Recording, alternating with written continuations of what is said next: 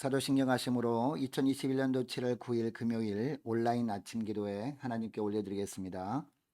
전능하사 천지를 만드신 하나님 아버지를 내가 믿사오며 그 외아들 우리 주 예수 그리스도를 믿사오니 이는 성령으로 잉태하사 동정녀 마리아에게 나시고 본디오 빌라도에게 고난을 받으사 십자가에 못 박혀 죽으시고 장사한 지 사흘 만에 죽은 자 가운데서 다시 살아나시며 하늘에 오르사 전능하신 하나님 우편에 앉아 계시다가 저리로서 산자와 죽은 자를 심판하러 오시리라. 성령을 믿사오며 거룩한 공예와 성도가 서로 교통하는 것과 죄를 사하여 주시는 것과 몸이 다시 사는 것과 영원히 사는 것을 믿사옵나이다. 아멘. 찬송가 447장 찬송하시겠습니다. 이 세상 끝날까지 주 섬겨 살리니 내 친구 되신 주여 늘 함께 하소서. 주 나와 함께 하면 전쟁도 겁없고 주 나를 인도하면 늘 안심하리라. 나 주를 따를 때에 주 약속하신 것 그 영광 중에 모두 이루어 주소서. 나 주의 뒤를 따라 섬기며 살리니 그 크신 은혜 속에 날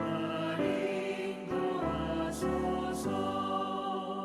이 세상 온갖 시험 내 맘을 흔들고 저 악한 원수들이 압박해 있으나 주 나를 돌보시사 내 방패 되시고 내 옆에 계신 것을 늘 알게 하소서.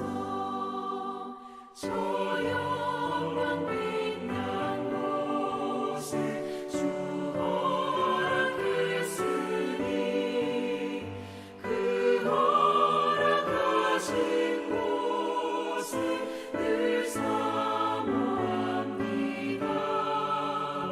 끝까지 쉬지 않고 주 따라가리니 주 넓은 사랑으로 늘 인도하소서.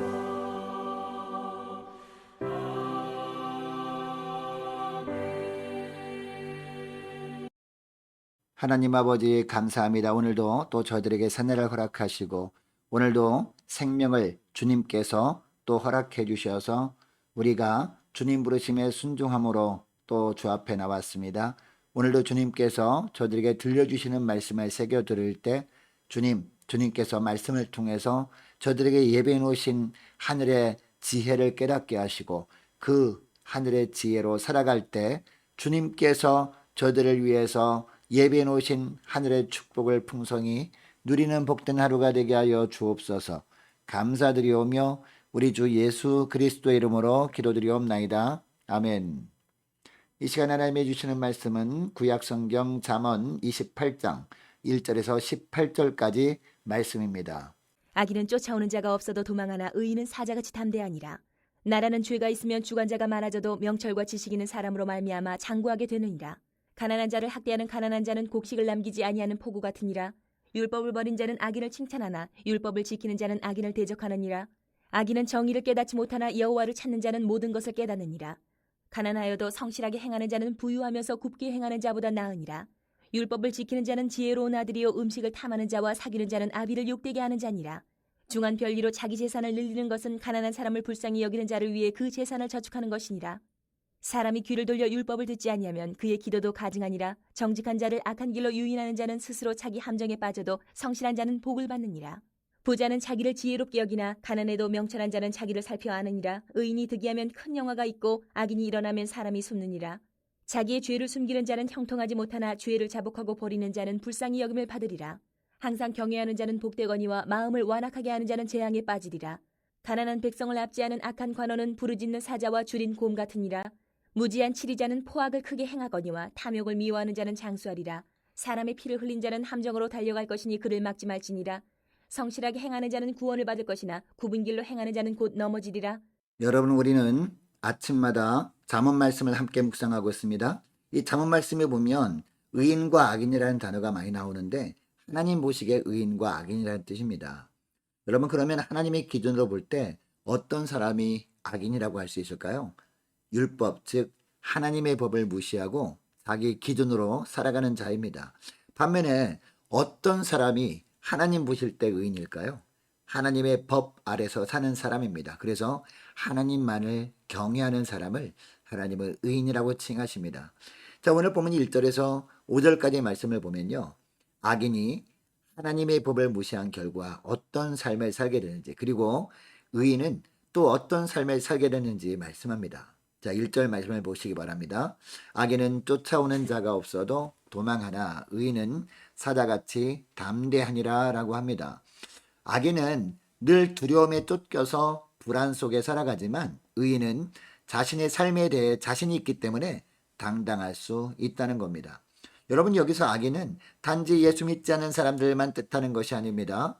예수를 믿는다고는 하지만 하나님의 법, 즉 말씀을 무시한 채 내 마음대로 자기 뜻대로 사는 자들도 이 악인의 범죄에 포함됩니다.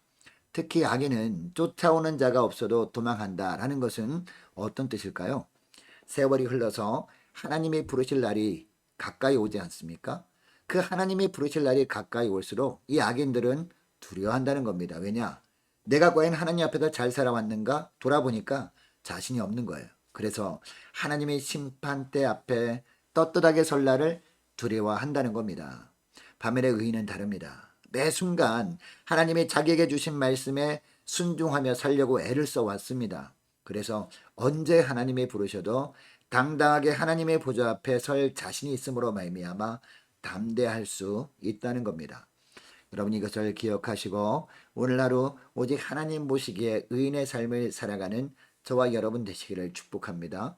여러분, 그런데 우리가 하나님 보시기에 의인의 삶을 살 때 2절 말씀을 보면 먼저 공적인 부분에 있어서 의인의 삶을 살라라고 말씀하고 있습니다. 여러분, 우리 각자에게 하나님이 맡겨주신 일들이 있지 않습니까? 교회에서 맡겨주신 일들이 있습니다. 가정에서 맡겨주신 일들이 있어요. 그리고 세상 공동체 안에서 하나님이 우리에게 각자에게 맡겨주신 일들이 있다는 겁니다. 그 일을 감당할 때 무엇보다도 하나님 앞에서 하나님의 뜻대로 살아가는 의인의 삶을 살라라는 겁니다. 자, 2절 말씀을 보시기 바랍니다. 나라는 죄가 있으면 주관자가 많아져도 명철과 지식 있는 사람으로 말미암아 장구하게 되느니라 라고 말씀하고 있습니다. 자, 이 잠언을 기록한 솔로몬은 당시 왕이었잖아요. 당시 왕으로서 하나님께서 그에게 맡겨준 일이 무엇이었습니까? 이스라엘 나라를 다스리는 일이었잖아요. 그래서 오늘 본문에는 나라는 죄가 있으면 주관자가 많아져도 명철과 지식 있는 사람으로 말미암아 장구하게 되느니라 라고 솔로몬은 기록하고 있는 것이죠. 자, 그러니까 어떤 공동체에서 하나님께서 어떤 일을 맡겨주신다 그럴지라도 그 일을 감당할 때 말씀을 기준으로 삼고 모든 일을 행하는 그런 사람이 공동체 안에서 그 일을 감당할 때 그 공동체에 성경에서 약속하신 하나님의 축복이 임하게 된다라는 겁니다. 자, 그러니까 공적인 영역에서 다른 어떠한 일을 맡아도 지도자뿐만 아니라 그 모든 일들을 맡을 때 하나님 앞에서 하나님께서 말씀을 통해서 인도하신 대로 살아야 한다는 겁니다. 그래야 나를 통해서 공동체에 하나님의 은혜가 가득 흘러 넘치도록 주님께서 축복하신다는 겁니다. 자, 이어지는 3절에서 5절까지 말씀을 보면 하나님은 우리가 맡은 일을 감당할 때 다 지켜보시거든요. 그리고 마음도 들여다보십니다. 그러면서 어떤 사람이 악인이다라고 하는지 말씀하고 있습니다. 먼저 3절 말씀을 보시기 바랍니다. 하나님께서 어떤 사람을 악인이라고 하고 있습니까? 가난한 자를 학대하는 가난한 자는 곡식을 남기지 아니하는 포구 같으니라라고 합니다. 자, 무슨 말이냐? 악인은 일을 할 때 하나님의 말씀을 무시하고 자기 뜻대로 행함으로 말미암아 결국은 자기를 위해서 지체들을 이용만 할 뿐이라는 겁니다. 자기 유익에만 관심을 둔다는 겁니다. 그리고 어떤 사람을 악인이라고 여기시는지 13절에 보니까 자기 죄를 숨기는 자가 악인이라고 합니다. 14절에 보면요. 하나님 앞에서 마음을 완악하게 하는 자가 악인이라고 합니다. 15절 말씀에 보면 가난한 자를 압제하는 자가 악인이라고 하고요. 18절에 보면요. 굽은 길로 행하는 자가 악인이라 라고 말씀합니다. 즉 자기 자신을 위해서 불의한 일을 행하는 자를 하나님께서 악인으로 보신다는 겁니다. 반면에 하나님은 어떤 사람을 의인이라고 여기신다고 하고 있습니까? 13절 말씀을 보면요. 하나님 앞에서 자기 죄를 자복하고 회개하는 자를 의인이라고 여기신다라고 합니다. 그리고 14절 말씀에 보면 하나님을 항상 경외하는 자, 그리고 16절에 보면 탐욕을 미워하는 자, 또한 18절 말씀에 보면 성실하게 행하는 자를 의인이라고 여기신다라고 말씀하고 있습니다. 여러분 이처럼 하나님은요. 우리의 모든 일거수일투족을 다 지켜보십니다. 그리고 세상에서 하나님께서 우리에게 맡겨준 일, 교회에서나 가정에서 하나님이 우리에게 맡겨주신 일을 감당할 때 어떻게 행하는지 다 지켜보십니다. 이것을 기억하시고 오늘도 하나님께서 맡기신 어떤 일을 감당할 때 무엇보다도 하나님이 나에게 매 순간마다 주시는 말씀을 기준으로 생각하고 그 말씀을 기준으로 행함으로 말미암아 우리 하나님께서 날마다 우리를 바라보시며 의인이라고 칭해 주시는 그런 복된 하루 될 수 있기를 주의 이름으로 축복합니다. 자, 두 번째로 사적인 부분에 있어서도 의인의 삶을 살라라고 합니다. 일상의 삶 가운데 우리가 개인적인 그런 분야에서도 의인의 삶을 살라라는 겁니다. 자, 이게 6절 말씀입니다. 6절 말씀을 보겠습니다. 가난하여도 성실하게 행하는 자는 부유하면서 굳게 행하는 자보다 나으니라 라고 하거든요. 가난해도 하나님 보시기에 바른 길을 가는 사람이 하나님 보시기에 의인이지 부유하면서 하나님 보시기에 잘못된 길로 가는 사람을 의인이라고 칭하지 않는다는 겁니다. 그런 사람을 오히려 악인이다 라고 합니다. 그래서 가난해도 하나님 보시기에 바른 길을 가는 것이 부유하면서 하나님 보시기에 잘못된 길로 가는 사람보다 낫다라고 하고 있습니다. 그러니까 무슨 말입니까? 가난하게 사느냐 부유하게 사느냐 이것보다 더 중요한 것은 하나님 보시기에 바른 길로 가느냐 굽은 길로 가느냐의 문제, 이게 더 중요하다는 겁니다. 다른 말로 하면 어떤 환경 속에서도 하나님을 경외하며 사는 것이 복된 삶이다 라고 말씀하고 있습니다. 그래서 이 잠언에도 보면 하나님을 경외하는 것이 지식의 근본이다, 하나님을 경외하는 것이 지혜의 근원이다, 뭐 이렇게 반복해서 말씀하고 있는 거죠. 그 이유가 7절에 나오죠. 7절 말씀을 보면요. 어떤 자가 지혜로운 아들이라고 하고 있습니까? 율법을 지키는 자가 지혜로운 아들이다 라고 합니다. 즉 의인의 삶을 사는 것이 지혜이다라는 겁니다. 심지어 7절 하반절 말씀을 보면 어떤 말씀까지 합니까? 음식을 탐하는 자와 사귀는 자는 아비를 욕되게 하는 자라고까지 합니다. 말씀이 이끄시는 대로 살지 않고 자기 탐욕을 위해서 사는 악한 자와는 사귀지도 말라라는 것이죠. 왜냐? 결국 그처럼 율법을 지키지 않고 자기 마음대로 사는 자와 가까이 하게 되면요. 그 사람을 닮게 되기 때문입니다. 물론 우리 마음속에는요. 그런 사람과 가까이 해도 나는 의인의 길로 가면 되지라고 생각할 수 있지만 결국 그 사람을 닮게 되고 우리의 눈은 주님을 향하지만 우리의 몸은 악한 길로 가게 되기 때문입니다. 결국 자기도 말씀을 무시하고 탐욕이나 부리는 악인의 삶을 살게 될 것이기 때문에 하나님께서 이런 자와는 사귀지도 말라라고 말씀하고 있는 것이죠. 여러분 우리가 하나님 앞에서 말씀의 인도 따라 걸어갈 때 매 순간마다 하나님을 선택할 것이냐 세상을 선택할 것이냐 기로에 서게 됩니다. 하나님을 선택할 것이냐 물질을 선택할 것이냐 기로에 서게 된다는 겁니다.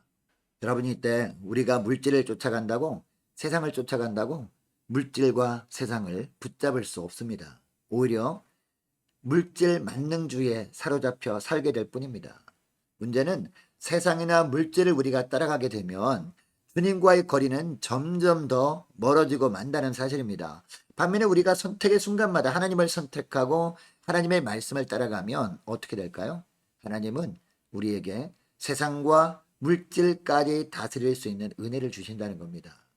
그리고 이런 악인의 삶과 의인의 삶은요, 세상에서 어떤 결과를 낳게 되는지 13절, 14절에서 말씀합니다.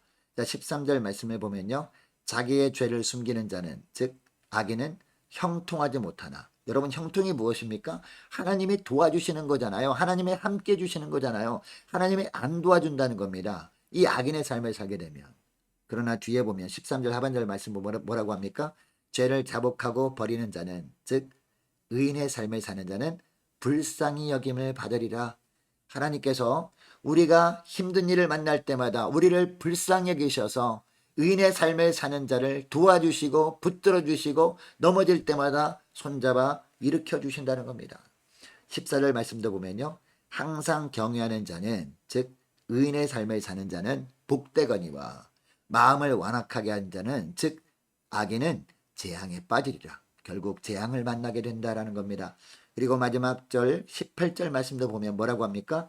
성실하게 행하는 자는, 의인의 삶을 사는 자는 구원을 받을 것이나 라고 합니다.